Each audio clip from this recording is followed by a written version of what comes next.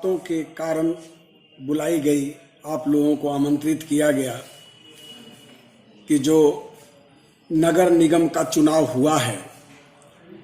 पहली बात कि माननीय उच्चतम न्यायालय द्वारा जो निर्देश था कि ईवीएम में क्या सुधार करनी है और किस तरह से चुनाव कराना है, यह नहीं हुआ है। यानी माननीय उच्च न्यायालय का आदर नहीं किया गया। दूसरी बात, जिला प्रशासन ने जो प्रचार प्रसार में जनता को जागरूक करने का काम होना चाहिए वो नहीं हुआ था। बीएलओ जो बनाया गया था, बीएलओ की जो भूमिका होनी चाहिए वो भूमिका नहीं निभा पाए और जनता को, जो अनपढ़ जनता है वो और बुजुर्ग जनता है वो और बीमार जो जनता थी वो किस तरह से वोट देगी, क्या करेगी, उसका भी प्रतिबंध ऐसा लगाया गया था कि वो भी ढंग से नहीं दे सका, जिसकी वजह से वोट का परसेंटेज कम हुआ है। और देश में राजतंत्र इस तरह से पर्याप्त हो गया है कि प्रजातंत्र दफन होता जा रहा है। जनता की समस्याएं, जनता की बातें नहीं मानी जा रही हैं। यहाँ तक कि आप और हम सब जानते हैं कि बाइक चलाने वाला अगर हेलमेट नहीं पहना हो तो फाइन हो सकता है। टैक्स देने वाला अगर टैक्स टाइम पे नहीं चुकाता है तो उस पर सजा हो सकता है। लेकिन प्रशासन और सरकार कुछ भी कर ले, ये राजतंत्र है, उस पर कुछ नहीं हो सकता है। आप चाहे न्यायालय में जाएं, चाहे कहीं जाएं, कोई शिकायत करे, कोई सुनवाई नहीं है। ऐसे ही जिंदगी हम लोग जी रहे हैं। इसलिए इस पर प्रेस कॉन्फ्रेंस के माध्यम से जनता को मैं जागरूक करना चाहता हूं। उठो गरीबों और मजदूरों, अपनी ताकत को पहचानो, हुए बहुत दिन तुमको सोते, ये भारतवर्ष तुम्हारा है। 20/12/2022 के दिन आम्रपाली सभागार में प्रबुद्ध भारती के तरफ से प्रेस वार्ता जो हुई है, मैं डॉक्टर भरत प्रसाद गुप्ता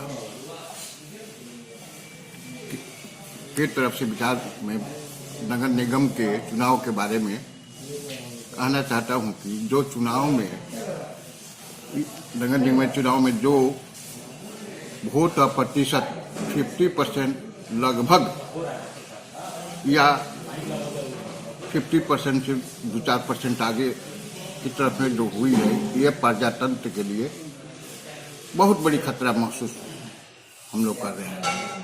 वोट निकाय चुनाव में कम से कम 80% से वोट यदि कम प्रतिशत में होता है तो यह प्रजातंत्र के लिए खतरा है।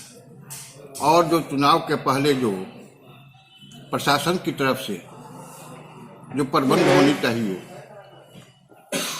होना चाहिए वह समुचित प्रबंध नहीं हो पाया, जिसके कारण बहुत से नागरिकों का अपना मत देने का अवसर खो दिए।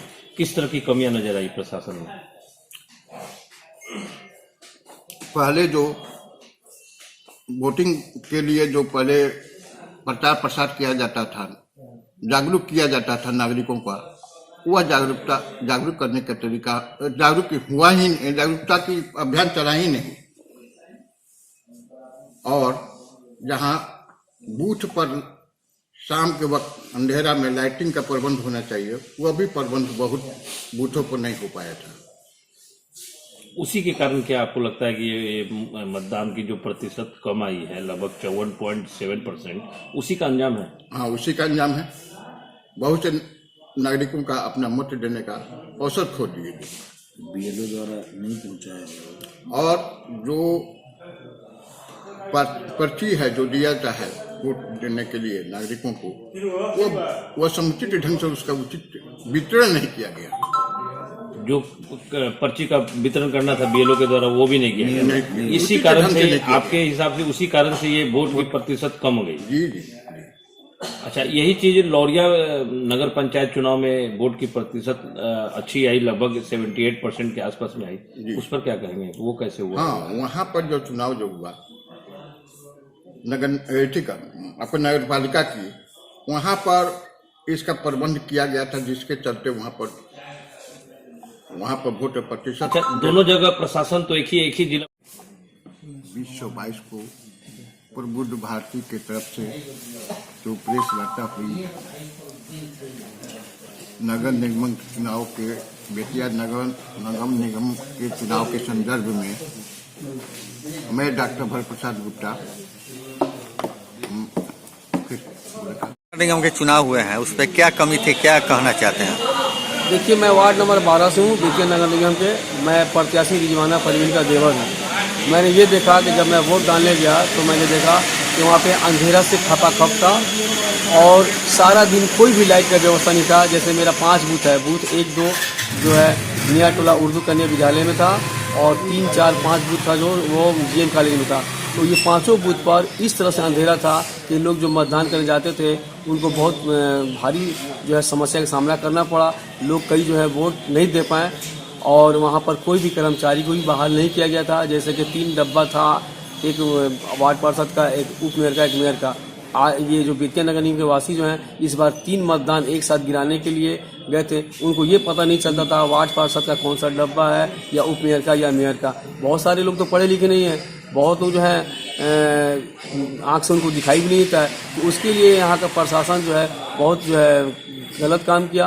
वहाँ पे लाइट का व्यवस्था ही नहीं दिया और ना ही कोई सरकारी कर्मचारी को बहाल किया गया था बूथ को वार्ड को डब्बे को बताने के लिए, जैसे कि उप मेयर का कौन सा है, मेयर का कौन है या वार्ड पार्षद का कौन है। और यहाँ तक के जो पर्ची बांटा था मतदान का मतदान देने के लिए, उस पर्ची पे भी बहुत बड़ा समस्या हुआ। कई BLO जो है पर्ची नहीं बांट पाए। जैसे कि मेरे वार्ड में जो बूथ था 3 और 4, तो वहाँ पर एक शालिनी गुप्ता जो है बांट रही थी और एक रुखसाना परवीन बांट रही थी। बाकी BLO जो है अपना पर्ची नहीं बांटने हैं, वो जो है सारी पर्चियों को बोरा में रख के आग लगा दिए। वो लोग पर्ची नहीं बांटे, जिसके कारण मतदाताओं को इधर उधर भटकना पड़ेगा। किसी का 12 नंबर में नाम है तो चला गया था 10 में, 11 में, किसी का 13 में। इस तरह से मतदाताओं को बहुत परेशानी हुई क्योंकि BLO द्वारा पर्ची को बांटा भी नहीं गया था।